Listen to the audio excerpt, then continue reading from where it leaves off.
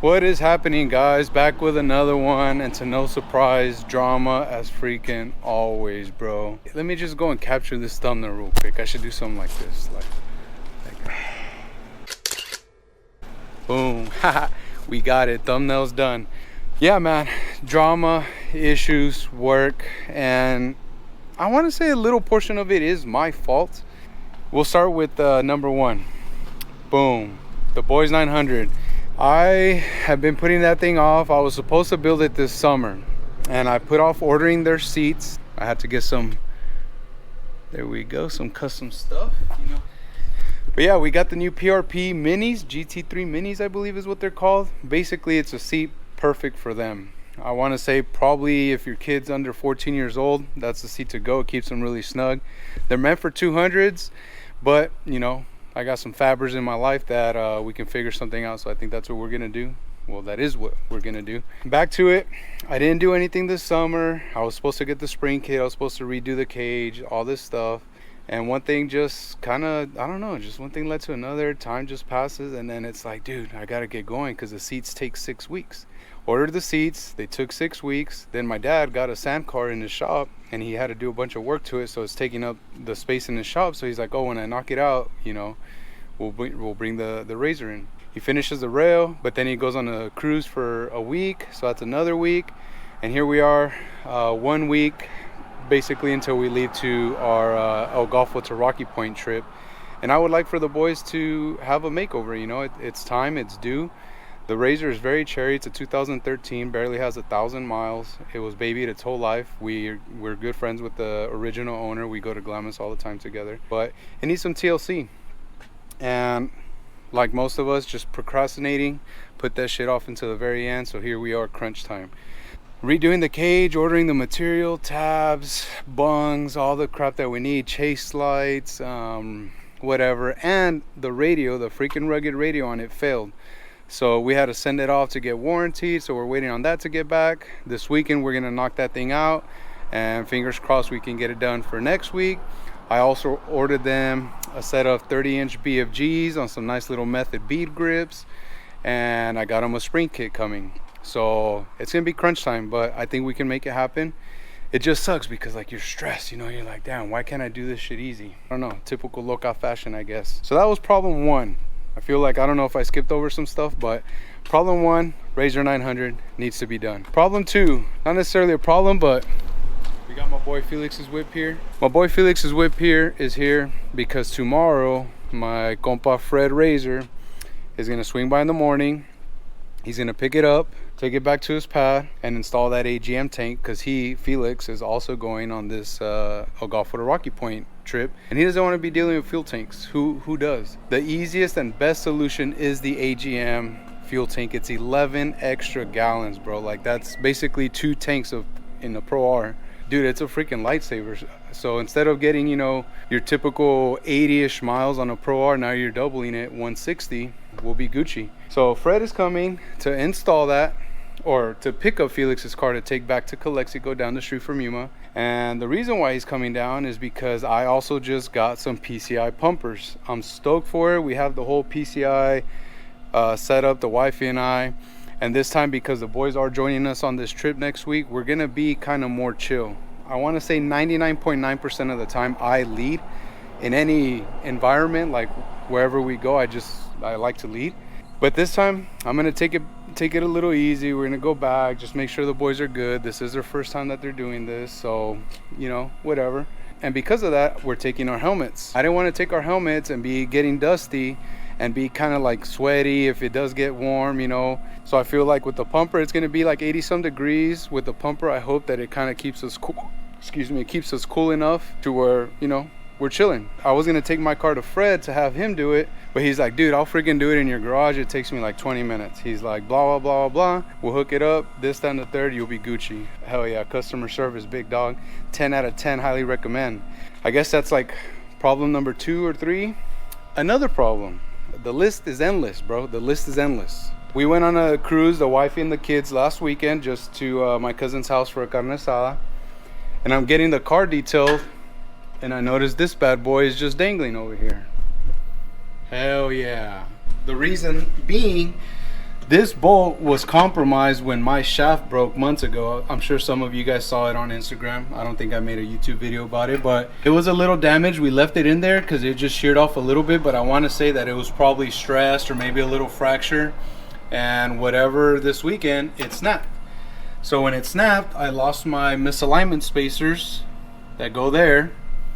And yeah, so I had to get those from Nick. And also, to press the bolt that comes in these things from the factory, you have to remove this side of the sway bar, the whole back piece, this boot, all this shit to get this arm off, and then get, you know, have access to get this arm into a press, because you cannot freaking get that bolt out without it. What is that? Problem number 3, 4? Like I said, the list is endless. Another problem.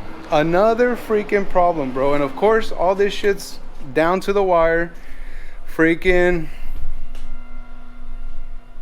boom, boom, boom. My ride command a couple weeks ago started malfunctioning and not picking up GPS. The features, the screen, the system, everything was working. It just, the GPS was not loading for some reason.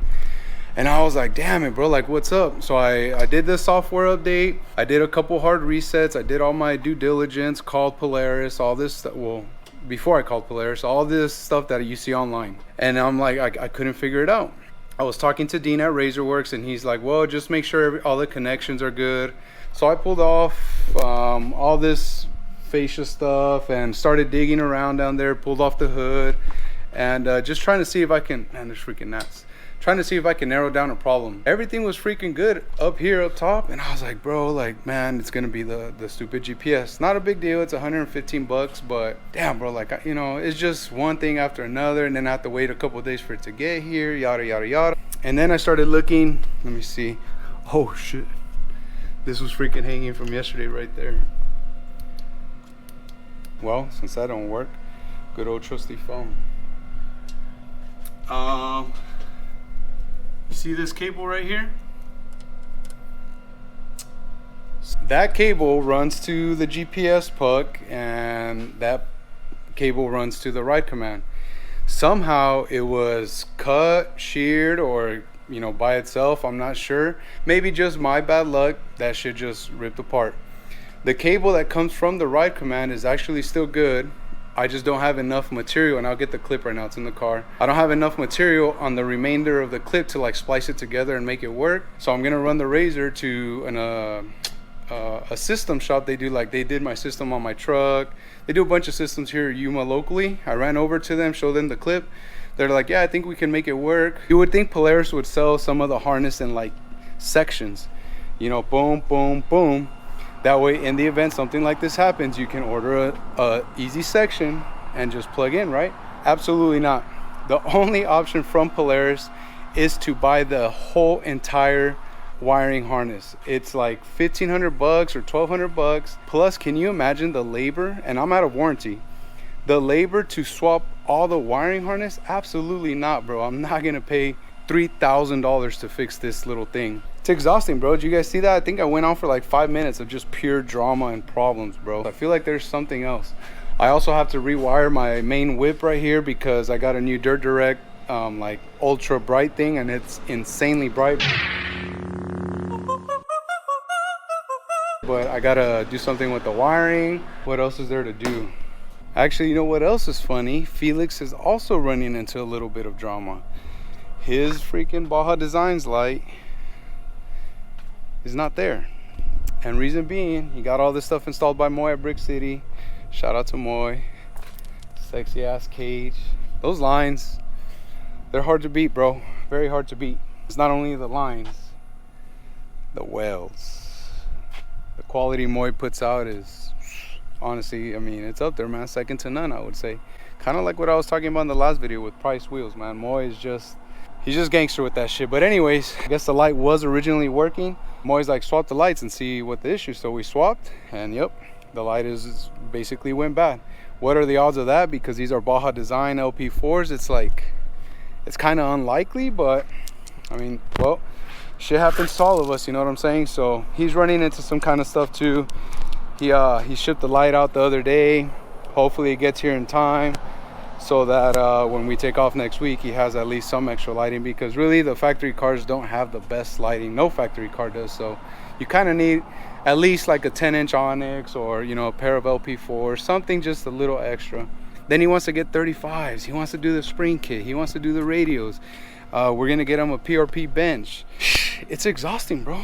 We gotta be more Mexican than the Mexicans and more American than the Americans, both at the same time. It's exhausting. Man. So that clip that I was referencing earlier, this is what it is. So this end plugs into the GPS puck.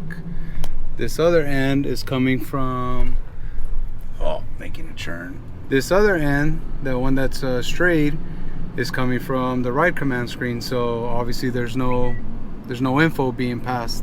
The guys, like I said, at that audio shop, they're gonna kind of throw in a new wire and whatever we got to do. They'll probably knock it out in 10 minutes. If it costs me, you know, $50, $80, and like it's done more legit, I'd rather that, you know, an actual electrician audio technician versus like me just trying to figure something out.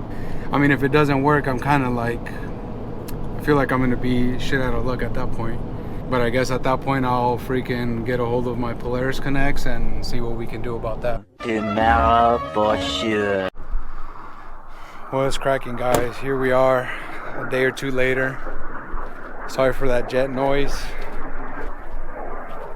We're still having some freaking technical difficulties with freaking Roxanne, bro. I took it to Charros. They kind of figured out a way how to address the plug. It's actually that plug right there. This is like the that's how the OEM one was. And I turn it on, I was like, man, fingers crossed this works, bro. And it's only picking up 3 satellites max. And I think to get an accurate 3D reading of GPS, you need 4, of course. I don't know what the solution is, but we're gonna get her down. I might probably go take her for a quick drive just to see if maybe it'll pick something up. But if not, I think what we're gonna have to do is go to this Mex ride, no GPS, which sucks because I'm a real big fan of the ride command and having everybody in the same group, being able to see where everyone's at and all that. But I'm on such a time crunch with having to build a boys razor and stuff like that. I'm just like, I'm a little defeated right now too. So yeah, we're just gonna have to run it like that, and then I guess when we get back, probably submit something to Polaris and see if we can do something. I was pretty pumped, even though the pressure's on and stuff, like building the kiddo's razor. Parts are starting to come in, so got some nice stuff there. Parts are starting to come in. You know, I'm excited, but it's just hard to like get over this that we're dealing with. Check that out. Carbon. I was kind of on the fence about it, to be honest. When I ordered it, I had the carbon hood on my Turbo R and I really liked it. This is the OEM one. I don't know. Tough one. But whatever. I'll try it on, get some feedback. If people are like, what the hell is that? Maybe I'll change it, maybe I won't. So yeah, man, trying to be positive with all these parts coming in, but it is sure tough when, you know, dealing with these first world problems and whatnot. So I guess we'll, oh, these are stickers. I guess we'll check in with you guys tomorrow as we get going on the kiddo's razor. That should be an eventful time as well. Yikes.